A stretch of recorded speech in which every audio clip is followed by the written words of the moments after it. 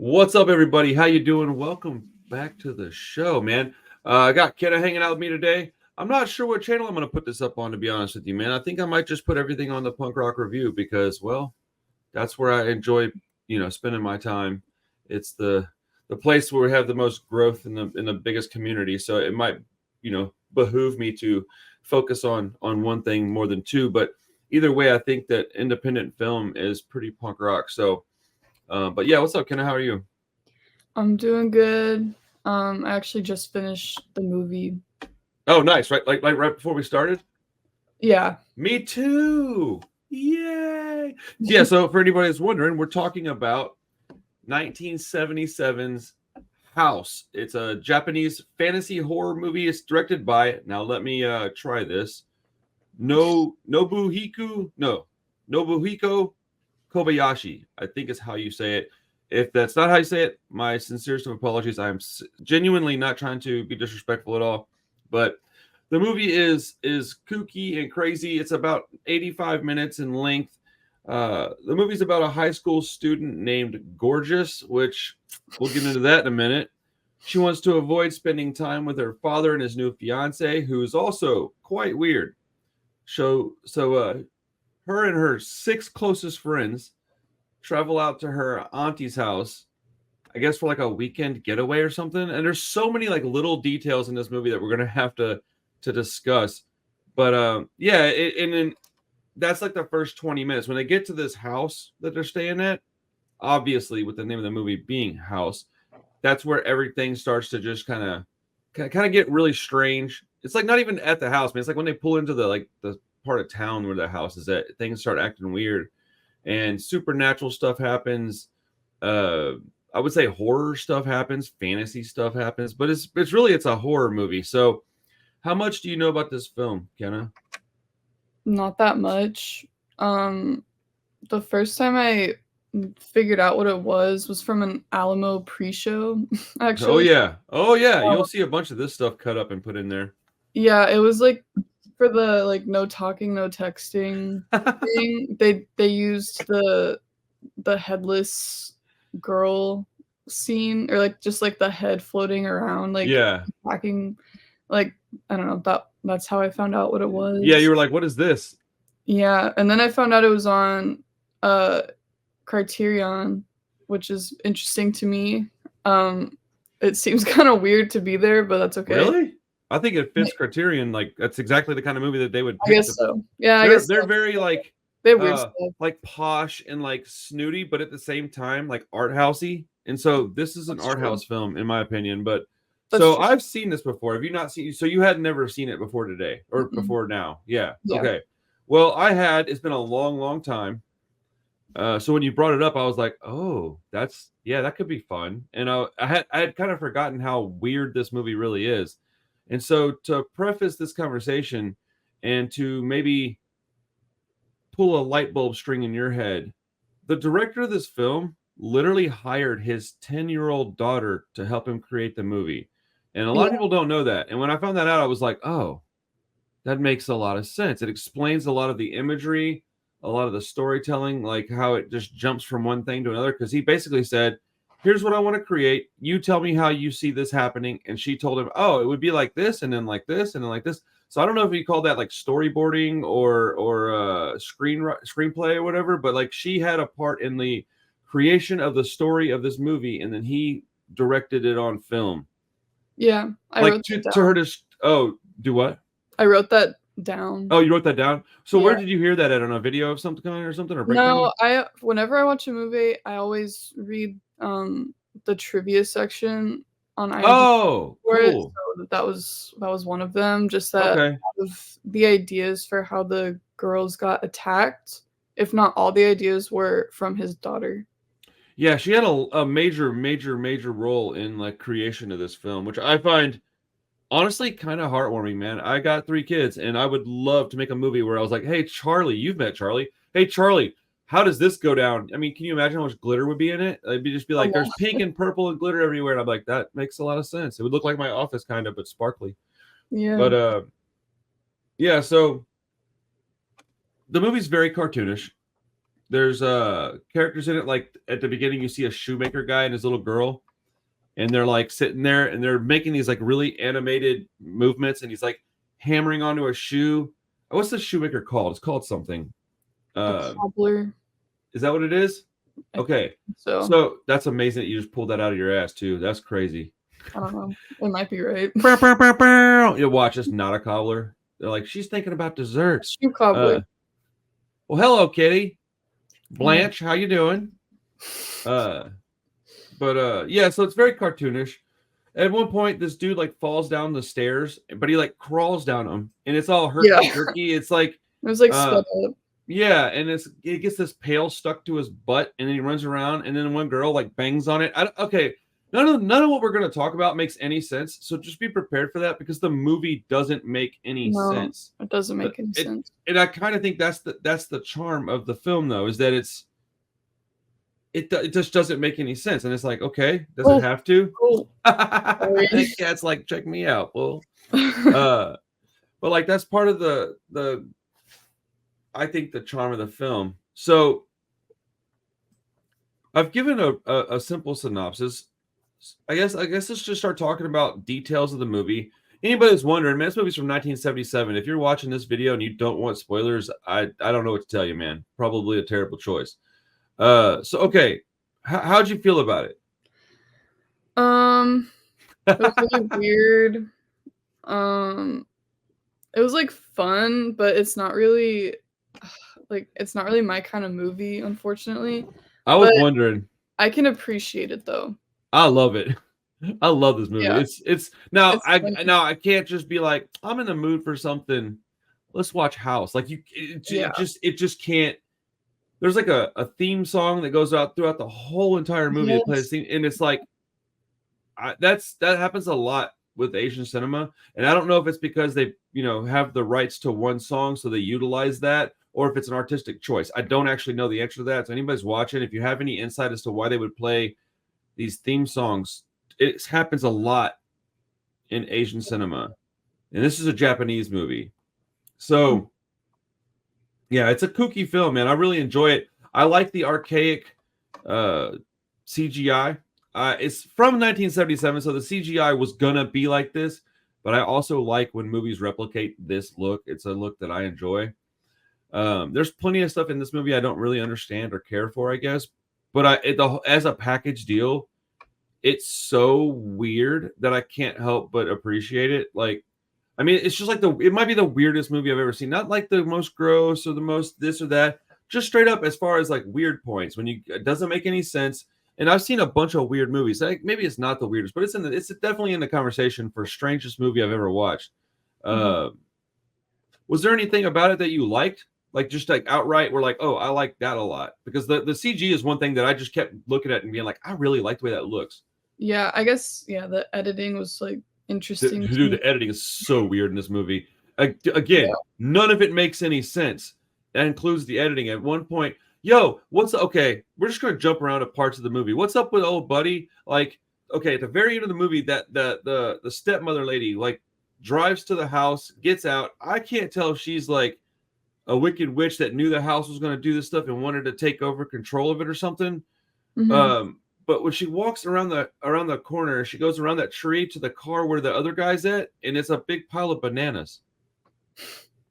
Like, just so y'all understand, that really happens. This woman walks. There's a guy and a kid in a car. It cuts to the lady. She walks to the car, and now it's a pile of bananas with their hats on it. Yeah. Another thing at the end.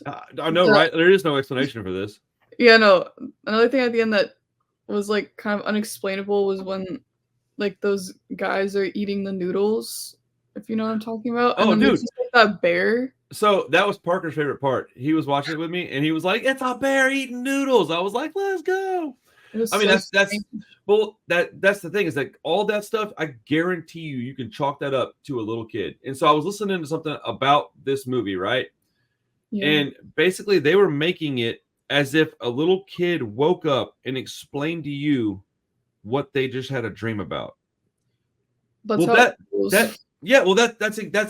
I learned that, and that was before I watched it talking with you, right? When I learned that, it made me understand the movie. That's why I wanted to watch it again, because I already knew I was going to enjoy it. So I was like, all right, I watched it, and then I watched it a second time because I like it. I like the movie. It's a weird, kooky movie, and I'm in the mood for that, especially hanging out with the 3-year-old.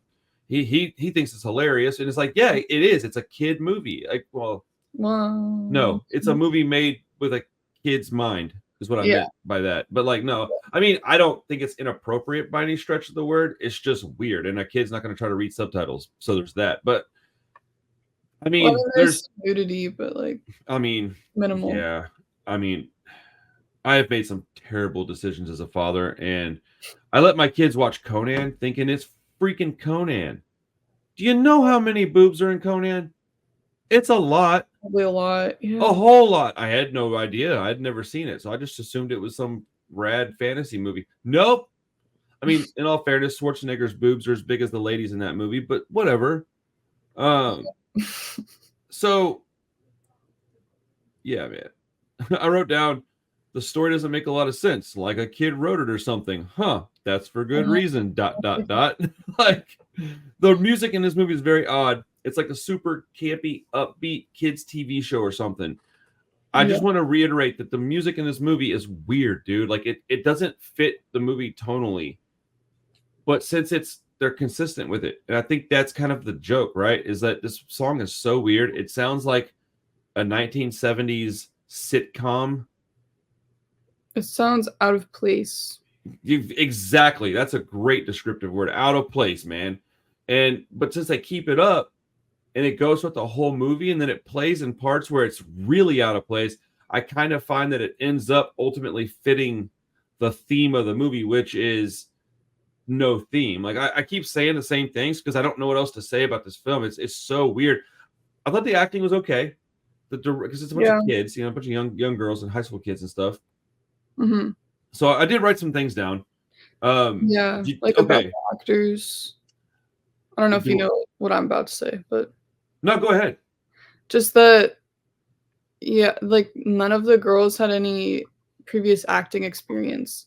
They were all models that worked with the director before, because like he had only directed commercials. Okay. To this, and so he just like got them to do this movie, and they'd never done any kind of acting like that before.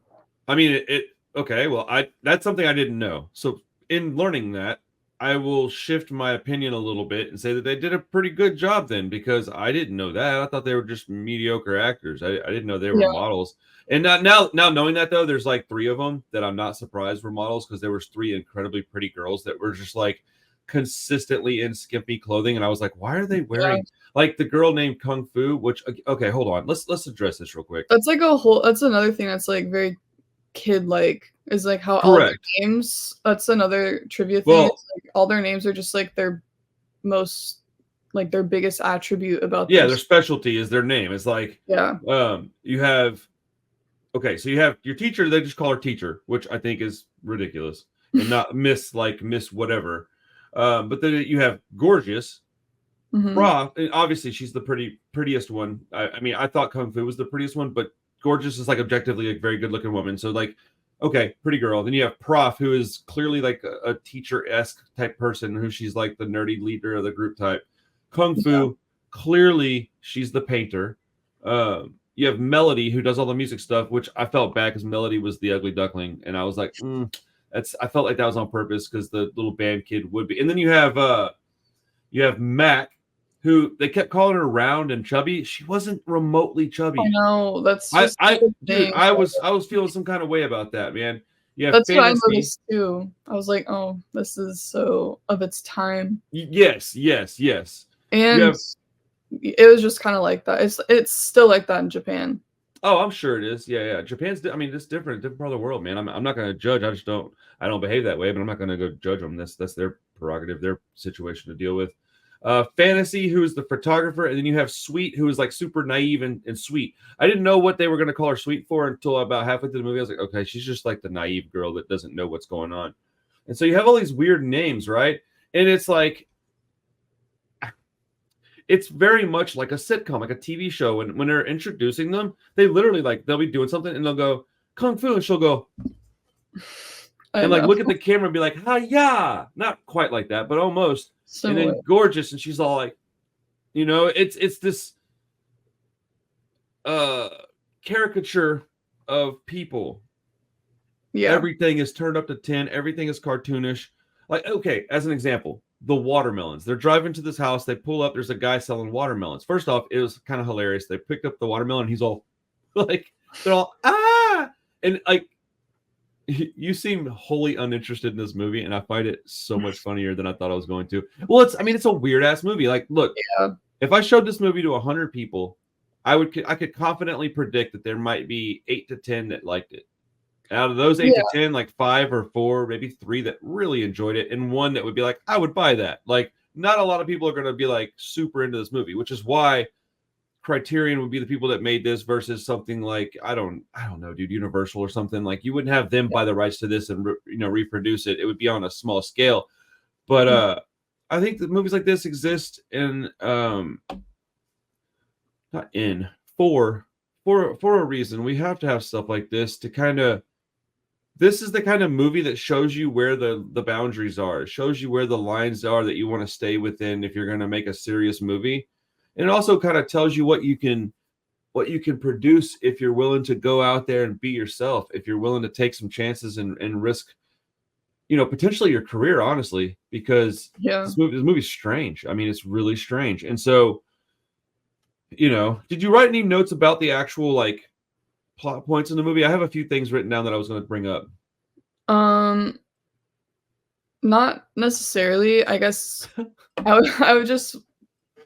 The thing is, like, I didn't really feel super connected to the movie. Like, I didn't really. Well, that doesn't mean you don't have to write notes. No, I know, but I just was like, I don't even know what to write about. Not even have to write, but It was just just like slow. I just wrote down just stuff that was happening that I wanted to bring up, things that I wanted to talk about. So, like, I just thought that, like, what stuck out to me the most that I wanted to, like, that I was, like, planning on talking about the most is, like, the editing style and, like you said, the, like, CGI, if you can even call it dude, that. talk about the editing for a few minutes if you want. I can come back to this stuff anytime. It's not like I have a whole lot to talk about anyways. Yeah. It's a fairly short movie, Yeah, and the plot is what the plot is, and you have to kind of watch it to understand it. But I did want to.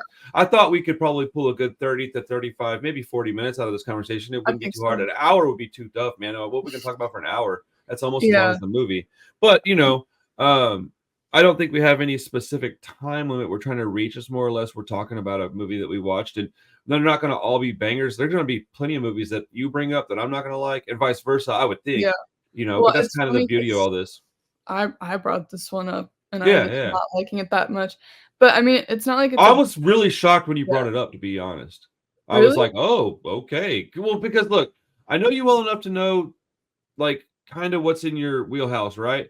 But I also don't know you well enough to know if this is something that I could just be really wrong about. So I was really interested to hear your opinion on it. I wasn't shocked when you were like, I wasn't shocked. Now, if you'd have said it was garbage, I'd have been kind of surprised because it's too unique to be garbage, in my opinion. I agree. It takes a lot of courage to make a movie like this. Yeah, for sure.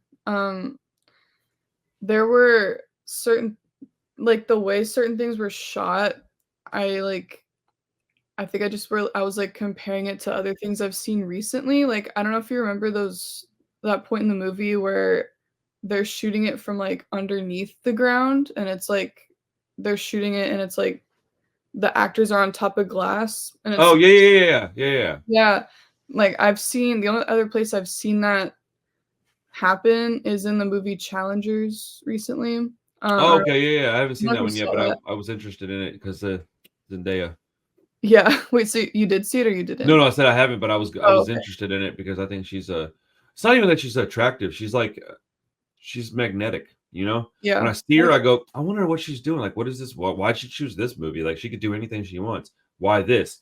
Then I should watch it. You know what I'm saying? Like, you should definitely watch Challengers. It's really good. Yeah. But they do a shot like that where, like, during the tennis match, it's like they're shooting it on top of what I'm assuming is glass or like plexiglass or something. So it's like, that's awesome. You're like underneath them. And I thought that was cool that he did that. Like, the director did that so long ago.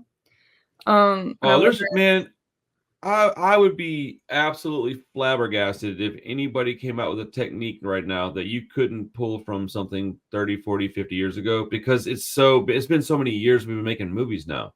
I Yeah, mean, Snow White is like literally 100 years old.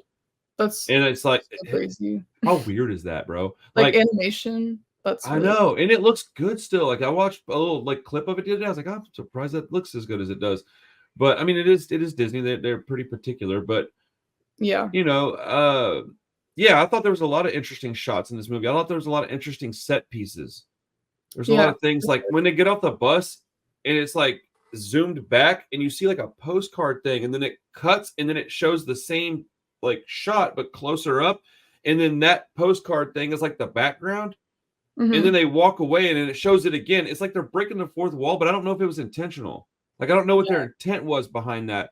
This is the kind of movie that I would like to watch some extra features on and yeah, listen to the director talk, because I think that even somebody in your position who doesn't love the movie could mhm, really get a lot out of a commentary track or something. You know what I'm saying? yeah, But yeah. I like the dancing skeleton. I'm sorry, I just want to throw that Me out too. there. The Me dancing skeleton might be my favorite part of the movie. No, no, no. My favorite part of the movie, like my hands down favorite part of the whole movie, is when Melody is playing the piano, but it's facing her face, right? And she's like playing it, and then it goes gong gong gong, and then she pulls her hands up and she's missing like three of her fingers, and she just smiles and goes, "My hands are gone, I know. I was like, why is she smiling? What's dude." going on? Because the house has them under spells, dude. It's Well, a yeah, kooky. I love it, dude. It's so but then, weird. yeah. So like, I understood that, like, because you knew from like early on that she was like possessed or whatever, if you want to call it that, or Who, being Melody or the influenced. or the Yeah, because I'm pretty sure because she was on the piano early and that on, girl's like Melody, and then Melody, and like it they all turn around, and then she's just sitting there like and gives bang, like a bang, bang, smile, bang. like a creepy smile, I guess. I don't know, but yeah, I was like, what the hell's going on when like she brings up her hands and she's like laughing about it, and I was like, okay, well she's possessed, but then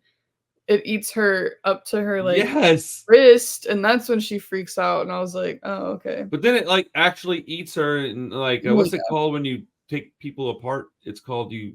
Anyways, it basically breaks her into pieces, and yeah. she's like flying around inside of it, like grinning and stuff. Like, it's okay. Hear me out here. There's a bunch of things in this movie that reminded me of Beauty and the Beast, like What do you mean inanimate by that? objects doing weird and Oh, yeah, kooky yeah. stuff. And I was just like, and I thought I really did was like, oh man, Disney could do something with this. Like, Disney could make like a weird, almost comedy version of this movie, even if it was like a cartoon, maybe, but like real life, live action is the word I'm looking for. Version of this would be interesting to have a little comedy twist or maybe a little Disney spin on it. And I hate Disney, so I'm not. I don't know. I don't want them to do that. But I They did. could.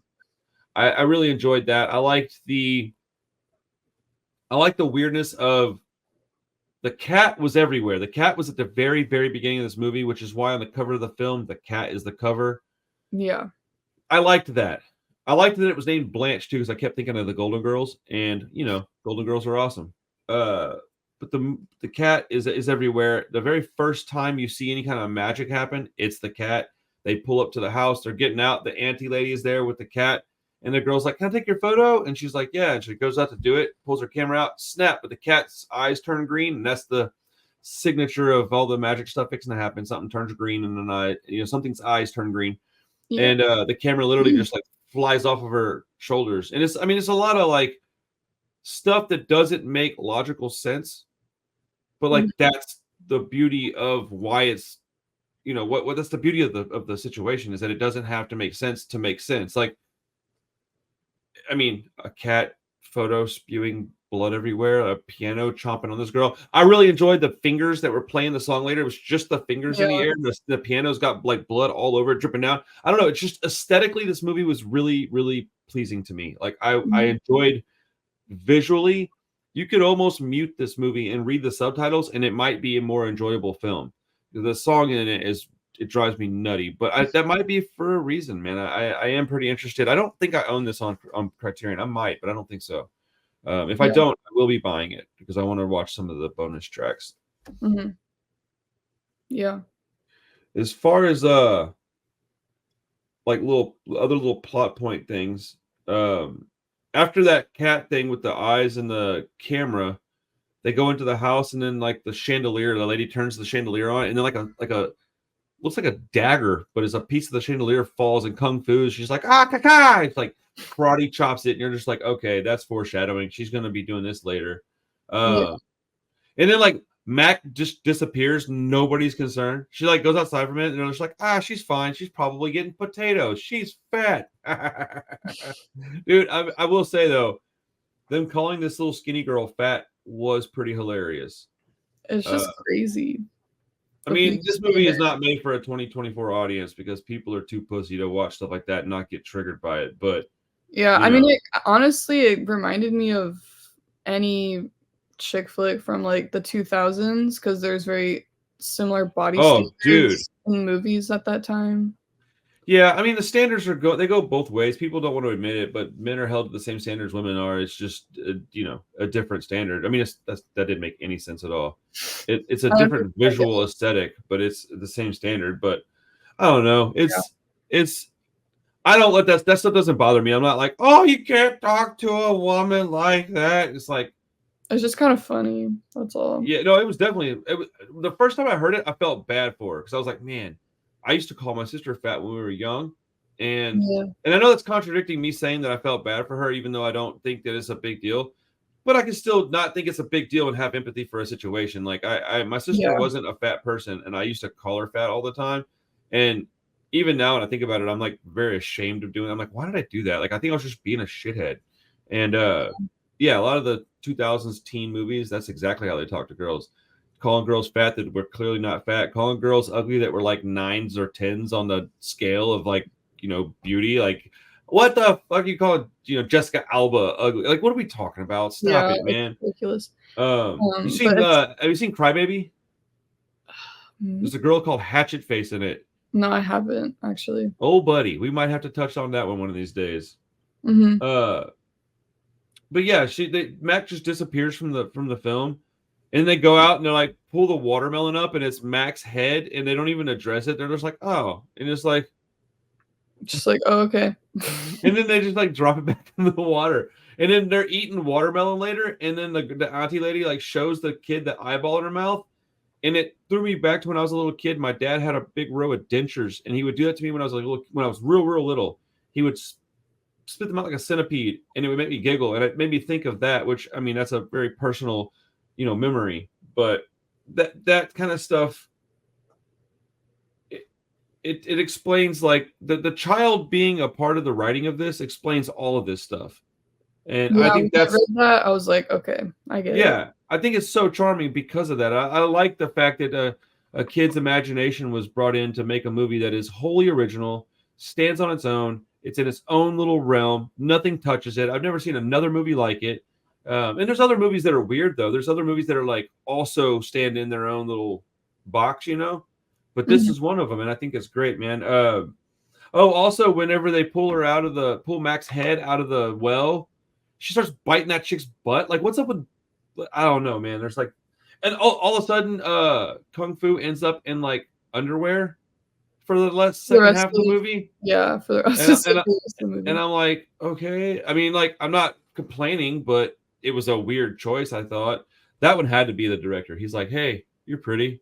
Why don't you just wear underwear all day? How about a bikini bottom? It's so strange. Yeah. I like that there was like a bunch of Kung Fu fights a bunch of inanimate objects. That's what I put. Kung Fu ends up fighting some random inanimate object and then spends the rest of the movie in her underwear. ... Okay. Like, I guess. So quite the choice. Right. And they're all okay with that girl fantasy having a crush on a teacher. And then he's supposed to like meet them at the place. Like, what the fuck, dude? I don't know about that part. I can't really explain that part. There is no explanation to that.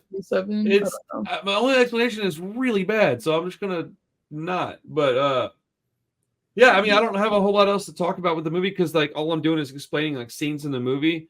I would say if you haven't seen this and you're into some really weird stuff, if you're into like psychedelics, I'm not saying this ironically, like sincerely, if you're into psychedelics, and you want to take a dose and go watch a weird movie, this is the one that I was thinking about that the whole time. Like, man, I want to just take a couple of grams and just space out and watch this. And honestly, yeah, it might ruin your whole life, but it could also enlighten you. Who knows, man? Dude, it wouldn't be surprised some guys like, I took 4 grams of mushrooms and watched House, and I've never been the same, bro. Like, and they end up in the back washing dishes at Alamo. Oh God. Oh no. Oh man. That's okay. So you clearly didn't like love the movie, but how would you grade it if you were going to give it a grade on a scale of 1 to 10? How would you grade this movie? I would still give it like a 7 out of 10. So Dude, it's not like the worst, nice, but nice. I give it a C plus. You know. Nice. There was one thing that I kind of took note of that I don't know if you noticed it, but like, do you remember the big lips? Yes. Yeah, it was like a random, like, it was like a mouth, but it was just the lips. Yeah, I'm wondering if that was influenced by Rocky Horror Picture Show, because that came out 2 years before this did, and that was like pretty huge, maybe. I don't know at the time, but it's huge now. And that just seemed that would be pretty weird if it wasn't influenced by that, you know, because it's like, well, so similar. I could see where it maybe wouldn't be, but I would also be pretty hard to convince that the guy hadn't seen Rocky Horror. It would be pretty hard to convince me that this director hadn't seen that movie. Yeah, like, so, you know, I would say if I had to guess, I would say it's likelier that it was influenced by that than it wasn't. So I like all the imagery in this movie. It's very weird, very original, like, just on a quality scale, kind of poor CG, which is something that I genuinely I enjoy. So I gave it an 8.5. I'm not going to go crazy and be like, oh, it's like a 9.6 out of 10. No, I'm going to go 8.5. It's like a solid movie for me. It's the music brought it a full point down. Like the 9, it couldn't go above 9 because of the music. It's really repetitive. But I do think that's probably on purpose, but that doesn't mean that I liked it. So, you know, intent doesn't mean good. So, yeah, I enjoyed watching it. I'm glad that you picked it out. Do you have another movie you want to watch? Or you want me to pick something out for next time? I kind of had a funny idea, but it's not necessarily a horror movie. It's just one that like really terrified me as a kid. Oh shit! What is that? My dad thought it was really funny. Time Bandits. What the fuck is Time Bandits? It's by the guy who directs Monty Python and stuff. So it's like all the same people from that. I'm gonna respectfully pass on that. I hate Monty Python. I think you hate this movie, but they're remaking it. That's why. Are they really? Well, into a TV show, but it's gonna be. I saw. Okay, that's what that meant then. But it has like Shelley Duvall in it, and man, R.I.P. Shelley Duvall, right? She just passed away, didn't she? She did. Yeah. That sucks, dude. She had a rough second half, man. Yeah, but that movie really scared me as a kid. It's a dark fantasy movie, but let me pick something up this week, and then let me do a little research on that, and then let's see if I think I can handle watching it. You should watch that with your kids, and then I think that they might like it. But would you be open to tabling that one and then doing it next time? Let me do a little research on it. Okay. I feel like let me think about anything else. Have you watched any giallo films? No. Do you know what a giallo film is? No. I feel like you might like these, which is why I brought it up. I wrote a few down. They are Italian. They are typically from the late 60s up to like the mid 80s. It is horror adjacent. It's more like a murder mystery, but it's always got like black leather, pretty colors, hot women, murder. It's a whole subgenre of film. I have got a list of